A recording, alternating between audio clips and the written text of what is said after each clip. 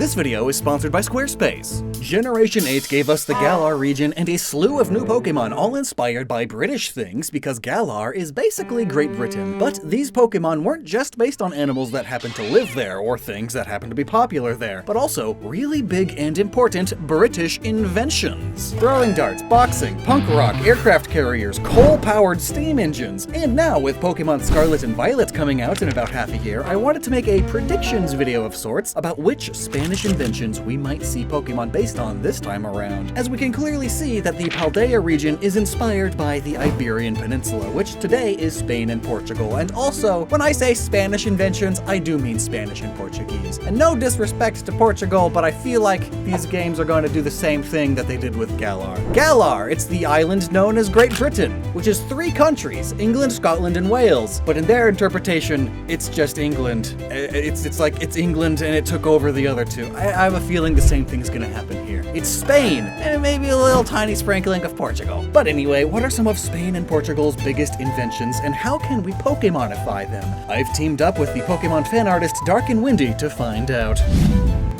Let's warm up with a really basic one. The Spanish invented the modern mop. Cleaning floors is hard. You gotta sit with like a rag or a spoon.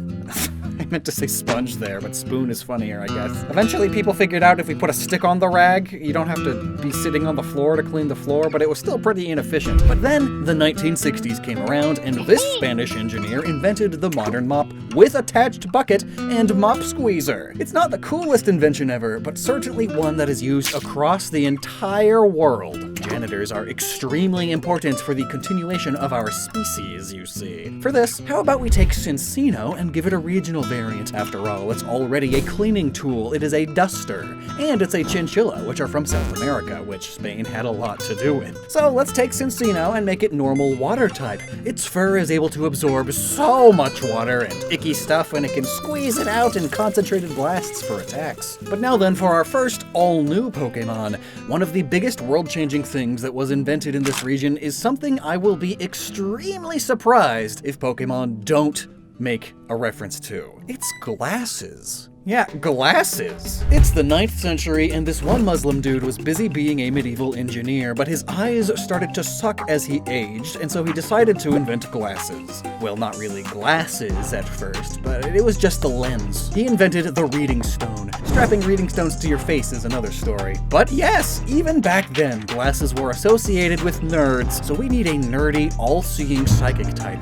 Maybe psychic rock, but not necessarily. Or how about psychic water? Now hear me out, because this will all make sense as we evolve it, but let's put glasses on a Corridora, a small South American fish. After all, fishes all have eye lenses, and a fish eye lens is a thing, and really, just the last glass chunk of a fish eye lens is basically what a reading stone was back in the day. Anyway, this fish is a bottom feeder, and it does really well because unlike its predators, they have especially good night vision, and this one's vision is made even better with its psychic powers and special eyes. Despite living on the bottom of lakes and rivers, it can still perfectly see above the surface. And this Corridora's bespectacled eyes are always speckled with the stars, and that's why we've named it Specori. And now, building on top of the technology of glasses, another Spanish invention would revolutionize the world in the 15th century. The telescope. Think about just how different the world is because of Spanish and Portuguese explorers using these things. Telescopes let you see significantly further than what's naturally possible, which makes me think about astral projection in a way, sending your third eye somewhere else outside of your body. So boom, even more of a perfect reason for our glasses mon to be psychic type. And also, the guy who invented the telescope was an optometrist even, literally building on the technology of glasses to make a telescope. So now we need a bigger fish, but how do we get deeper than the bottom of a lake bed?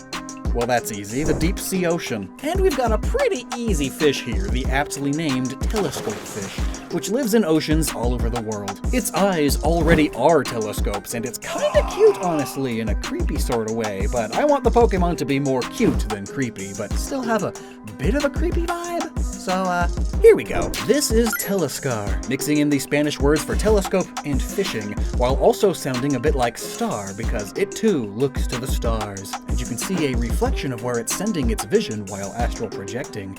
Plus, all the particles in the deep ocean almost look like stars in those ocean documentaries, right? It's just like empty space. But hey, astral projection and using telescopes to better chart out the stars, that sounds pretty spacey. And did you know a Spanish guy also invented the spacesuit? Though not the moon landing one you're probably thinking of, much earlier. It's 1936, and this military colonel is so sick of this place, he just wants to get really, really high. So he invents the first pressurized suit in order to survive being on the edge of space in a high-altitude balloon. So bam!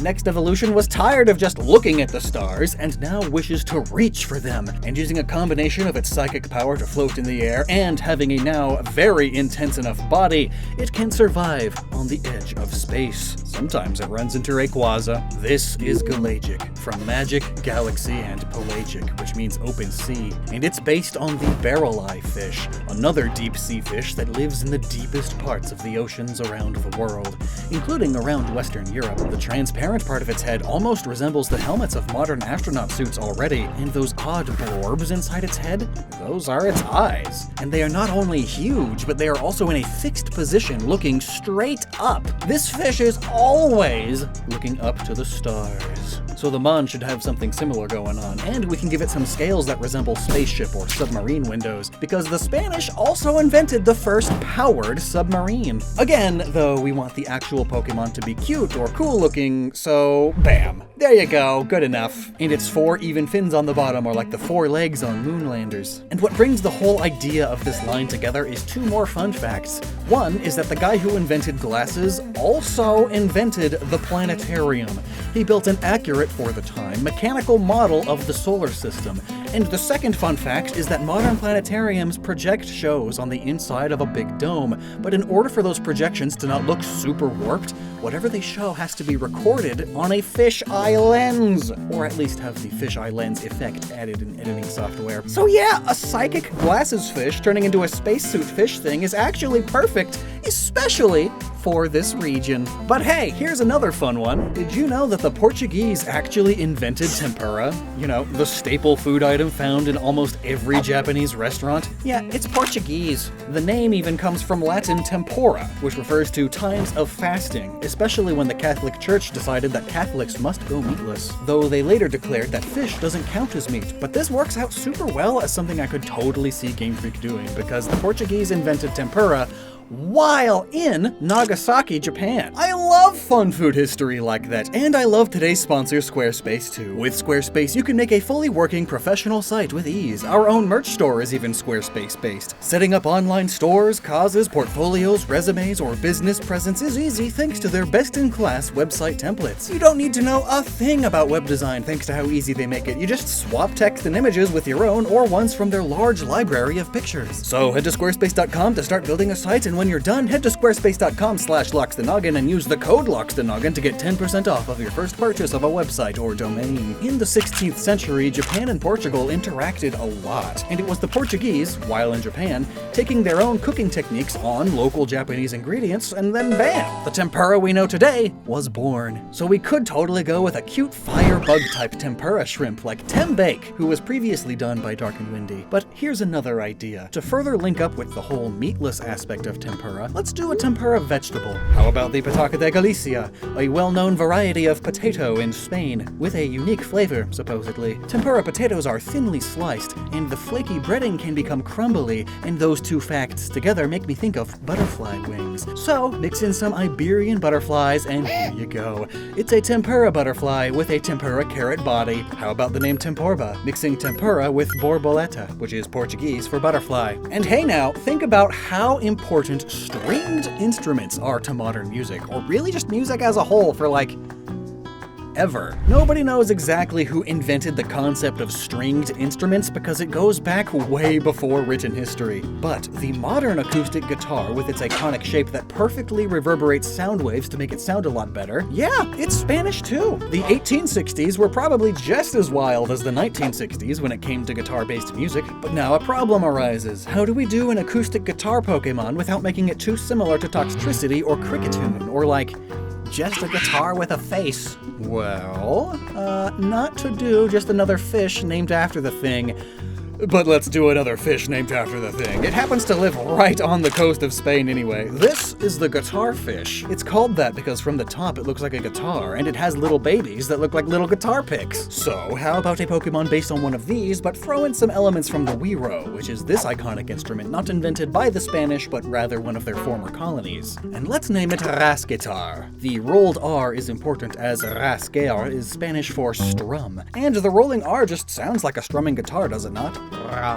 Then simply throw a T into the word to make the guitar part come through, and there you go. Rasguitar rubs and wiggles its back along surfaces to strum its wiggly bits, creating a soothing sound that can lull its opponents to sleep, or get them really riled up and amped. And that's the power of music. It can also have its babies rapidly swim up and down its back to create the same strumming sound effect. In fact, let's make that its signature move, a water-type, sound-based move called Strum. Its effects will differ depending on what happened to Rasguitar the turn before. Was it damaged? Deal damage back with some harsh underwater sound waves. Were its stats differed? Undo that change and deal it to the opponent by the power of mood-altering music. Did nothing happen to it last turn? Well, that sounds relaxing. Here, have a soothing tune that makes the opponent fall asleep, or if it's the opposite sex, fall attracted to it. Oh, I love dynamic moves like this. But alright, no more fish. So, with the reveal of Fido, well, this idea probably won't happen, but I commissioned these before that reveal, so I still want to talk about them. Let's do a fairy-type food dog along the lines of Slurpuff. It's the 1950s, and Spain just rocked the whole candy world by shoving a stick in it. Chupa Chups are the most iconic lollipop brand in the world if you live outside of the United States. And rightly so, because they invented lollipops. Actually, hang on.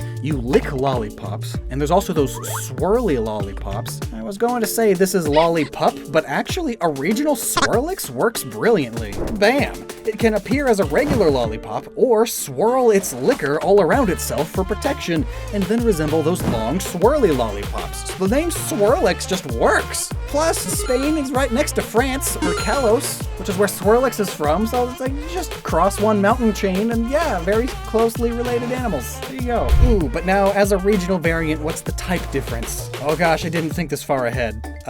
Well, let's evolve it and maybe we'll get an idea. So if this alternate Swirlix is so perfect for the name, we need an Iberian invention that's perfect for the name Slurpuff. Something you slurp and has a puff. Actually, this is perfect. It's time for hot chocolate. Drinking chocolate had been a thing in South America for untold centuries, but when Spain got involved, they thought the drink was too bitter for their palate back home, so they sweetened it and decided to serve it warm. Bam! Hot chocolate was invented. The perfect drink to have on a cold winter's day. So why on earth is it in Spain? It should also be noted that hot chocolate is quite a bit different over there compared to how it's seen in the States. It's significantly thicker and has a bit of a spicy kick. But anyway, here is a regional Slurpuff. A little cup of hot chocolate, dog! It even has sprinklings of cayenne and a churro in it, as is traditional for hot chocolate in Spain. And hey, bonus fact, chocolate contains phenethylamine, a molecule that resembles amphetamine and some other psychoactive stimulants. So yeah, if you eat enough chocolate, especially in its raw state, you can actually induce anger, rage, and paranoia without warning. Fun! And Swirlix does have that swirl. Maybe it spins around a bunch and induces hypnosis? So perhaps then these are fairy psychic type A, or maybe fairy normal, or just normal. I don't know. I just like the idea. I didn't think about this far ahead. Wait. Idea. You tell me what you think they should be. See, now it's on you, so the blame is no longer on me. So hey, here's a never ever mon, which means a mon that will absolutely not happen no matter what, but I'm bringing it up anyway because it's kind of funny. So while the natives of the New World knew about tobacco and such for a whole forever, when the Spanish invaded, they took the practice home and took the first step towards the modern cigarette. Plus, I guess I could see Game Freak making a mon like this, kinda, because smoking is still really popular in Japan compared to most other modernized nations. Maybe because they stress the heck out of themselves. But still, a cigarette mon is something that will never happen. Either way though, here's a cigarette dog. Firegrass. Its name is Wag. Dogs wag their tails, and there's a Euro slang for ciggies that I won't mention because YouTube bots don't know context. Well, it's time for the last one. A big one! literally. Spain and Portugal were both extreme naval powerhouses, and Portugal in particular has quite a number of naval inventions in its history, like the Mariner's Astrolabe and the Nonius. I don't even know what those are, but I do know that the Carac, Caravel, and Galleon are each different classes of ship that changed the course of history, and were all invented by the Portuguese too. But how do you take something as big and complex as a Galleon and turn it into a Pokemon? Well, this here is the Portuguese man-o'-war jellyfish, which, by the way, isn't actually a fish, so even though I said no more fish, I'ma do it. Plus, hilariously so, it's technically not even a jellyfish. It's a siphonophore, which is a small colony of animals all living together as one unit. Sort of like the crew on a ship. It's super deadly and pretty creepy, right? So we might as well add in the classic myth of a ghost ship, yeah? So yeah, it's another ghost water-type jellyfish thing, but official Pokemon have repeated ideas plenty. Plus, since it's supposed to be a whole Galleon, let's say it's triple the size of Jellicent, or pentipple. I don't know, what's the ×5 word? Pentuple? I like pentipple more. It's huge is what I'm saying. This is Monaguar, Monaguar, Monaguar. Is that a dumb name? It's Manowar, but it moans a lot like an eerie ghost, and Guerra, or Guerra, is Portuguese for war, since it's a warship. Another name idea I have is Monavio, mixing in Navio, which is Portuguese for ship. Which do you prefer? Well, its head is shaped quite hydrodynamically. It's like a galleon hull crossed with a man-o'-war, because that's exactly what it is, and its eerie tentacles are laden with paralysis-inducing ectoplasm that snares its prey into motionlessness, giving it all the time it needs to drown and consume them. So gruesome, despite being so cute. So out of all of these ideas, which are your favorites? And hey, if you like drawing fan-made Pokemon, here's some other cool Iberian inventions that you could draw a Mon based on, and send to my Twitter, @Loxton. Draw yourself a cable car Pokemon! Maybe a Pokemon somehow inspired by the digital calculator!